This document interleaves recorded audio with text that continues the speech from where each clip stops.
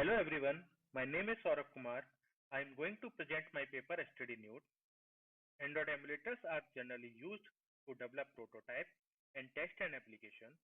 It is also being utilized in dynamic analysis of malware, in which we run an application inside the emulator and observe malicious activity performed by it.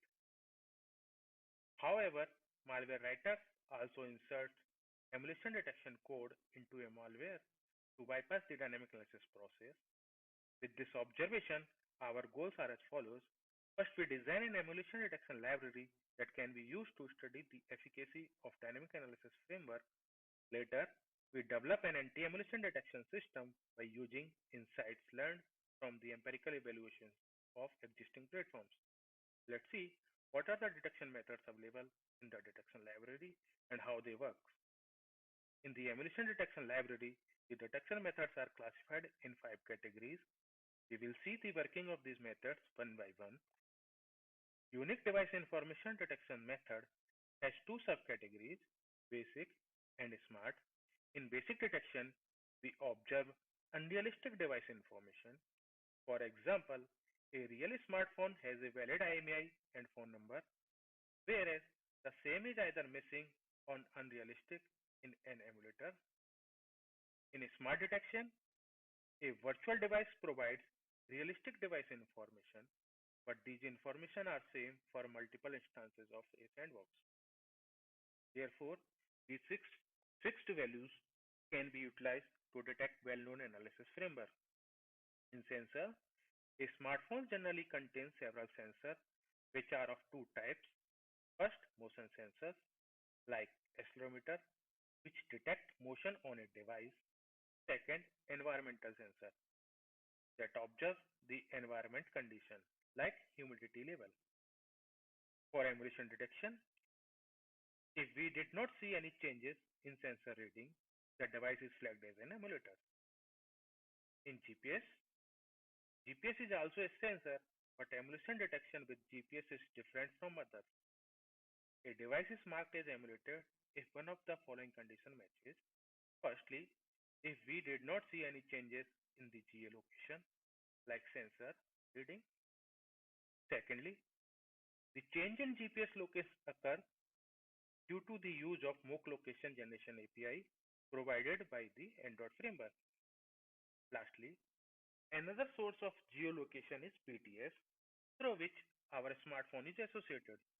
Hence, if we find that the distance between the GPS location and the location of BTS is more than a threshold X, the device is emulated. In device state information, a smartphone's state may change due to the change in battery power, fluctuation in signal strength, incoming SMS and calls. However, this state change behavior is missing in the existing analysis framework, and the same is being used to detect them. Distributed detection method uses a centralized server.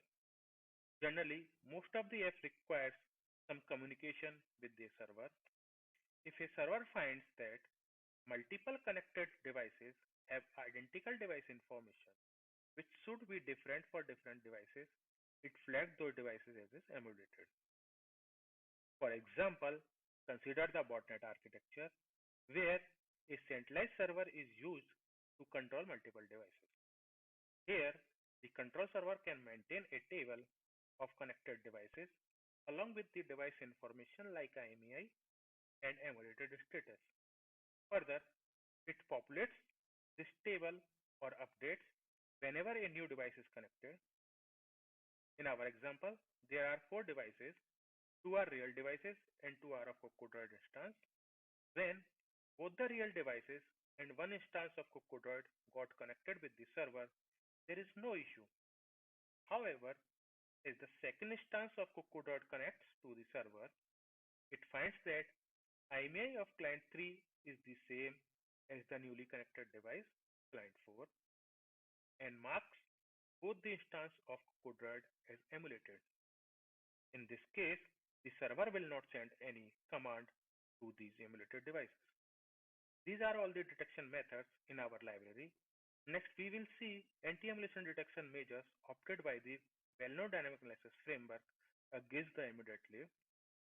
For empirical evaluation, we have selected Cocodroid, Droidbox, and MobSF along with the Android emulator. The evaluation result shows that every framework fails to defend against all the detection methods of immediately except for the basic unique device information based method, as these sandbox provides realistic but fixed values.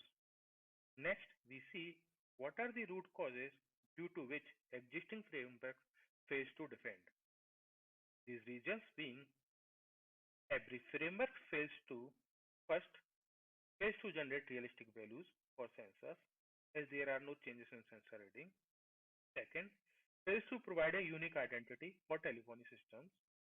Lastly, fails to simulate device state change behavior like fluctuation in signal strength.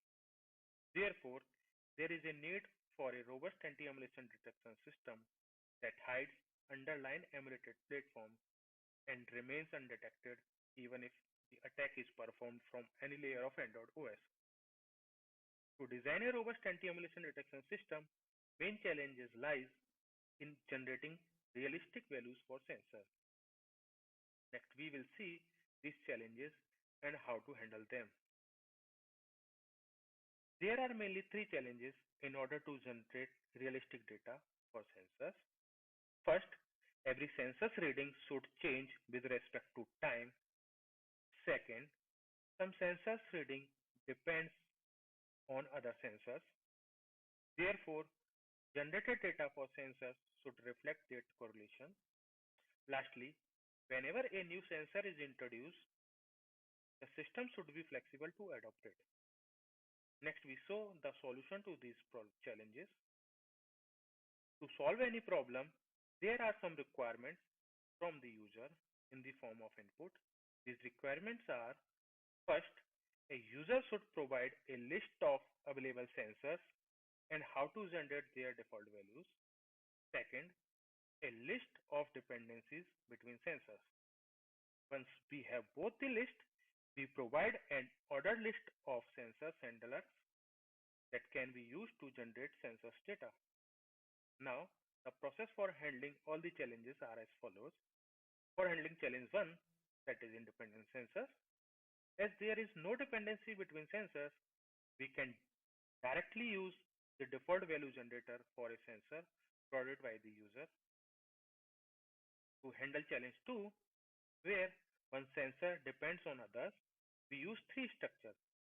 First is an ordered list of sensor handlers, which is the final output to be used for generation of sensors data. Second, a queue, unprocessed child, which holds those sensors whose dependent sensor has not been processed yet. Lastly, a list of processed child that holds sensors whose dependent sensors are already processed. In order to generate handlers for sensors, we start from the independent sensors because the handler for the sensors is the same as the default value generator. We add these handlers to the sensor handler list and sensors to the unprocessed child queue. Now we start the process to generate handlers for dependent sensors. We continuously generate handlers for dependent sensors until the unprocessed child queue is empty. We dequeue sensors from queue one by one and generate or update handler for its dependent sensors as follows. If a dependent sensor is not in sensor handler list, we generate its handler and add them into the sensor handler list and subsequently add the sensor to the queue if not already there. Once all the dependent sensors of a sensor are processed, we add the parent sensor into the processed child list. Similarly, when we process processing S2, we find that S4 is already in the sensor handler list. In this case, we only update the handler of S4. In this fashion, we generate handler for all the sensors. However, an issue occurs if there is a cyclic dependencies among sensors as presented between S6, S7, S8 and S9. To break this dependency, first we check if the dependent sensor is in the process child list, we update its handler based on the old value of the parent sensor. Secondly, we did not add it into the unprocessed child queue. In this way, we deal with challenge 2. For challenge 3, introduction of a new sensor, it is automatically be handled when it is added to the available sensor list and the dependency list. This sensor data generation is used to design a robust anti-emulation detection system, STDNeut. STDNeut has two core components, STDNeut Controller and Extended Emulator. STDNeut Controller is responsible for launching an app inside the emulator and feeds the essential information for anti-emulation detection like sensor data at runtime. Whereas Extended Emulator spoofs information for sensors, telephony system, and device state information as provided by the controller. Next, we see the design of controller followed by the extended emulator. STDNeut controller has four components: config.ini generator, sensor manager, GPS manager, and GPS to BTS module.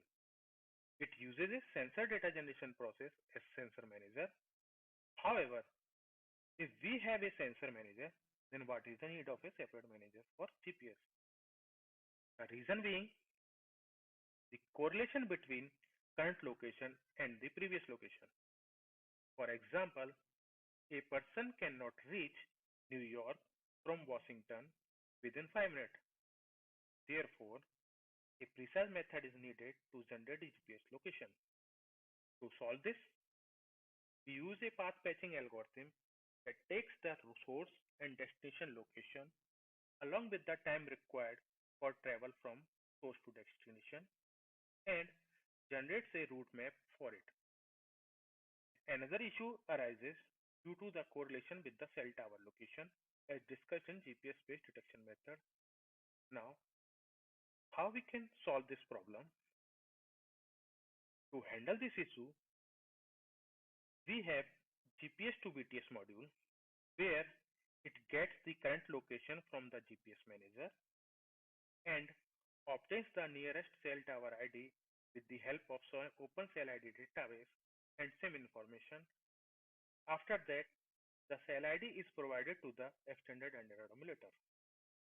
Now, the problem is how data is being provided to the emulator because there is no such interface that can be used to spoof telephony information in an emulator. The answer to this problem is extended emulator. We have modified the Android emulator to spoof the telephony information. AT commands are generally used to get the telephony information.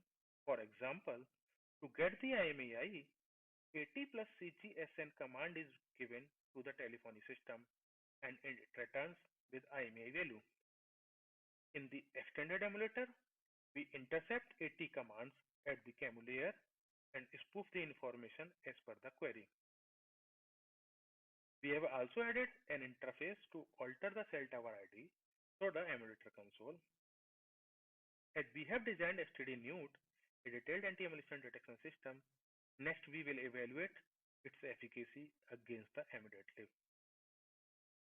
For STDNeut, we have configured AVD instances to use Android Open Source Project 7.1, 2 CPU cores, 1.5 GB RAM, along with all the sensors and evaluated against the emulator.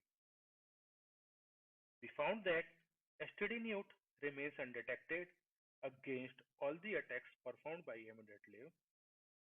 To reason this strong defense, we have conducted several experiments as follows. To reason about the non-detectability through sensors, We have developed an app to record the sensor's value and observe that the reading is uniformly distributed with different intervals for accelerometer as well as for rotometer. For GPS, we have used two GPS locations as source and destination and cell tower location of two networks, Vodafone and Airtel, with as X threshold X as 500 meter. The obtained route and cell tower positions are shown in the graph. As we can see, STDNeut provides realistic values for sensors with proper correlation. Hence, detection through sensor is not possible. For non-detectability through device information, we have created three instances of STDNeut and logged the device related and unique information using SIM card info app. The obtained result shows that STDNeut can provide a unique identity to each virtual device. This is generally useful to mitigate smart and distributed detection attacks. Hence, detection through device information is also not possible. Now we will see the possible improvements that can be made in STDNeut. As STDNeut's main aim is to neutralize sensor, telephony system, and device state information, detection through this information is not possible, but it can be detected by using timing channel attack, such as observing the graphic subsystem. Secondly, by using CAMU-specific file information and system properties that cannot be spoofed from the CAMU layer. Conclusion: we have designed Emulate-Live to validate the anti-emulation detection measures of dynamic analysis framework. We found that existing frameworks fail to hide emulated platform. Later, we have developed STDNeut and finally shown the efficacy of it in neutralizing the sensors, telephony system, and device state information for emulated platform. Thank you.